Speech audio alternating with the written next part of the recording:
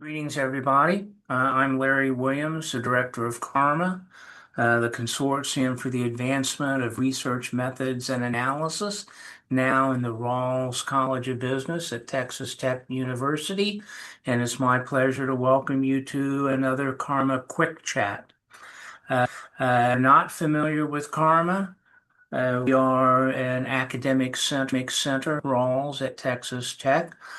And our mission is to provide research methods, education, and resources for faculty and doctoral students in the area of organization, management sciences, and more broadly, the social sciences.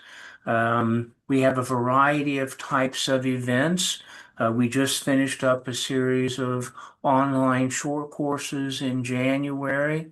We'll be running another set of short courses in June. We partner with the Academy of Management for several projects.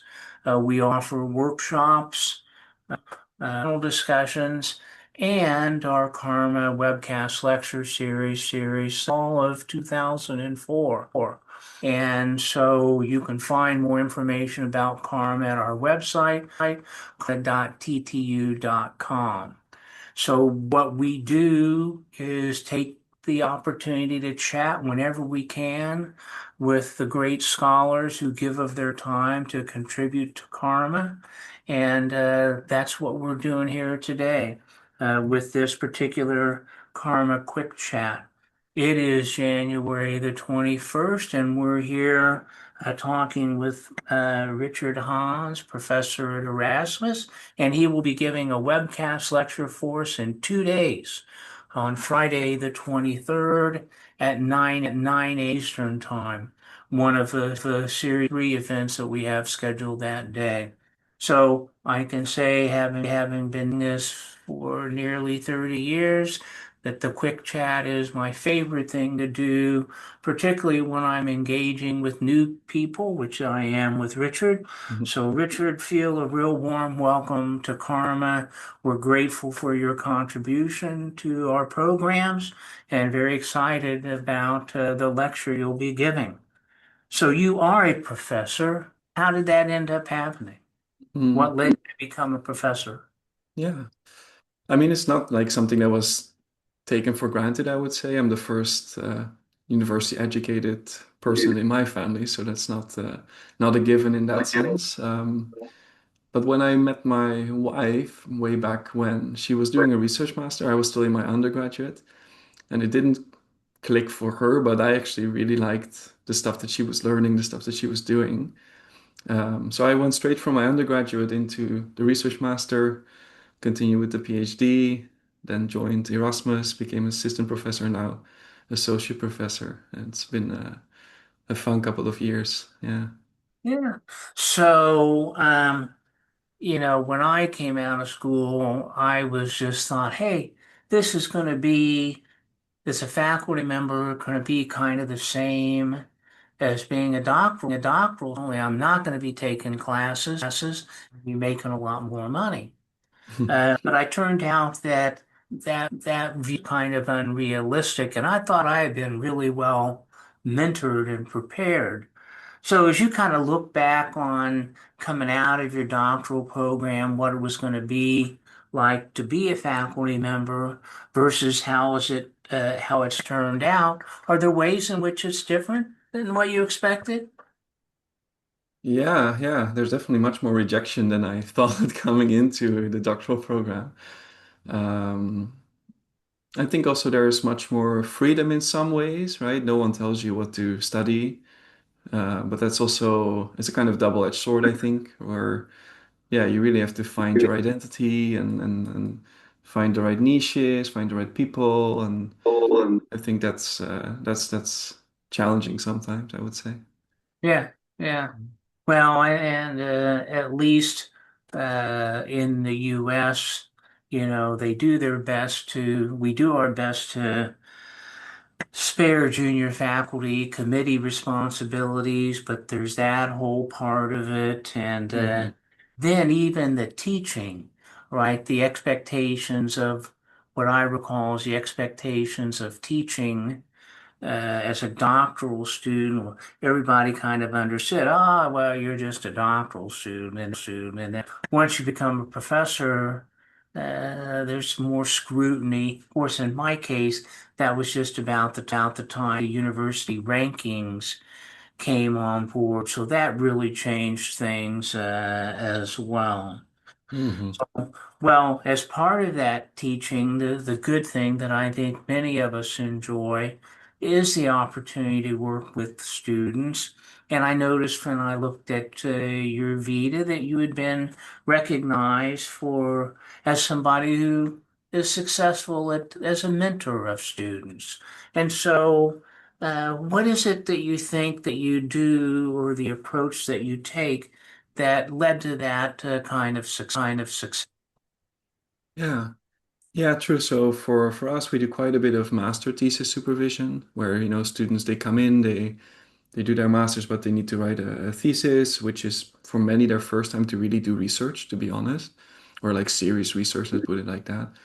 Um, which I've always quite enjoyed because it really entails taking them from, like what is a hypothesis even sometimes, and how do you write and that kind of thing to, yeah, basically a full-fledged project. Um, I think my approach in general is kind of to, on the one hand, provide guidance, what are the norms, what are the expectations, that kind of thing, but still, yeah, give them the freedom to figure out what clicks with them, right? So having them read widely at first and then having them reflect like, I like this kind of article, I like this kind of way of doing research, and then yeah, over the course of those couple of months that we'd be working together, finding that right combination, right? It needs to be scientifically sound, it needs to be, having a contribution. Can it just be a literature review in our university at least? And at the same time having them bring in their own interest, their own passions, else it's just running the numbers otherwise, I think. So I think finding that balance, right, of letting them find their interest while still providing those kind of, yeah, boundaries on what they should and should not do. I think that's been working well over the years. Yeah. Well, and as part of that process, somewhere along the line, your interest in research methods kind of surfaced. Hmm. And done, I've noticed from looking at your Vita, you've done method scholarship in a couple of different areas. Was there a particular moment, either in your doctoral training or early on in your career, that you realized, hey, I kind of like writing about research methods topics? Was there somebody that influenced you? What kind of led to the emergence of this stream of activity that you have going on? Yeah. Yeah, no, I would say it came very early in my training. So in my first year of the research master, we had a course by Zilin He, who's ended up being a co-author, but one of the assignments was evaluate critically, a published paper. And that had a U shape. So we had a cohort of two. So me and my other cohort member, we each, analyzed these papers and just very quickly realized that there's, in the specific case of U-shaped, much to improve. And then there was just a lucky chance that there was a special issue at SMJ about methods. So we decided to just over the summer break, go for it and code all the articles in SMJ. And that just turned into this paper on U-shapes. And yeah, just very quickly, I really like kind of unpacking what we've done and also in my own work, right? Like really getting deep into knowing what I'm doing. Uh-huh. Um, and then just that kind of snowballed into other projects like working on text analysis, topic modeling. This paper I'll talk about on Friday about scraping the web and doing that in how to do it, right? Those kinds of things. So it's often kind of hand in hand with research that I'm doing, trying to really understand that and trying to understand prior practice. And yeah, quite often there seems to be a market for it, for that kind of work as well. Yeah. Yeah, I've never really thought about it this way, but I suspect for many of us, that initial interest kind of comes from studying a set of articles that have used a particular method or a particular design or Mm, technique, and seeing the diversity or the variety that if you read a couple of articles that have used a particular technique, Mm, that the differences don't become as clear as when you look at them more systematically and see specifically how different uh, they were with the approach that they used. mm, Was it with the SMJ paper that really got your interest? mm. Yeah, I think we were, I mean, just honestly, we were really shocked, I would say, at kind of what people had been doing over the years with those U-shapes, both on the theory side as well as just empirically.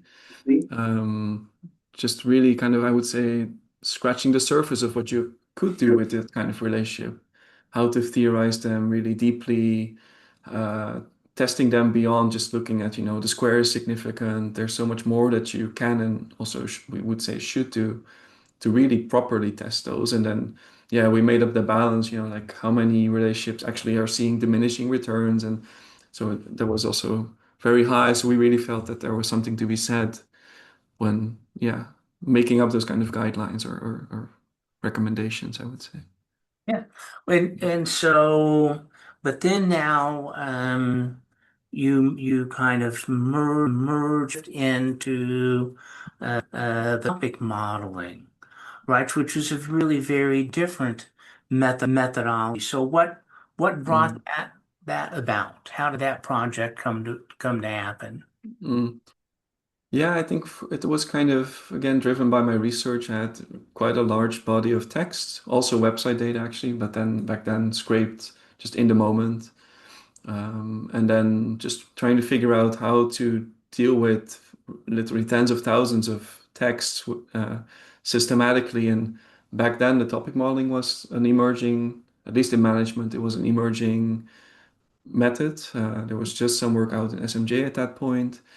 Um, and that just led to me, yeah, becoming more and more interested also in general with like working with textual data. And yeah, that field is just moving insanely fast over the last few years. Yeah. Yeah. Well, what I often find when I ask people about the emergence of their interest in methods as an area of study is that it began with some substantive question, Hmm. right, that was in their substantive area of interest that led them to need to understand a different and a better way of trying to approach a particular problem. So Hmm. in your case, you've got in addition to the interests that you've been talking about, you have your substantive interest. Is there much kind of interplay going back and forth between them? Yeah, I would definitely say so. I think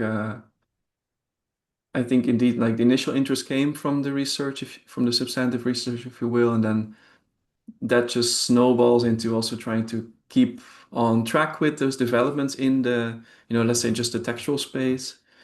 And then there's new methods emerging there. They can do maybe different things that also have conceptual implications, right? And that can feed back into the substantive work. And yeah, I think it's kind of this iterative back and forth that's just, yeah, it's continuously going on, I would say. Yeah. Yeah, yeah. Well, as I mentioned, and at the beginning, one of the reasons we're chatting with you is because you're going to be given the webcast letter here in a couple of days. Hmm. Would you give us a preview of what you're going to be talking about? Yeah, yeah, I'll be organizing the talk mostly around the recent paper we have in ORM, which looks at longitudinal web scraping, specifically collecting data from websites, not so much just in the moment, you yourself scraping, a big set of websites, but leveraging this thing called the Wayback Machine, which is a very large archive of the internet. They just crossed 1 trillion websites scraped, I saw. Um, and yeah, I've been doing this work on web scraping for a while, and then there were more and more methods papers talking about this archive could be a really neat way to get around this fact that, if you scrape in the moment, you have to wait another year if you want to get longitudinal data. But there was not really anything out there looking at what's even the coverage, the quality, how do you use this archive. So that paper we wrote up, and on Friday I'll both talk kind of the general recommendations we came up with in terms of what kind of steps, what kind of considerations do you need to keep in mind when using this archive and doing scraping back in time. But also work through just a practical example to really show kind of more the nitty-gritty of yeah what popped up when you do this kind of work with a given website and trying to go back in time. What do you run into? Those kinds of questions. So it's both kind of high level, and I'm trying to also zoom in on really the specifics in a way that we couldn't really do for the paper, I would say. Yeah. Mm. Well, that's great. We're very much looking forward to it. Again, that's Friday morning at 9 a.m. Eastern Time in the U.S. Richard Haans from Erasmus University talking about web scraping. You got a great career going, Richard. We're Mm. really honored to have you contributing to Karma. I'll see you in 2 days. Yes, thank you so much for having me.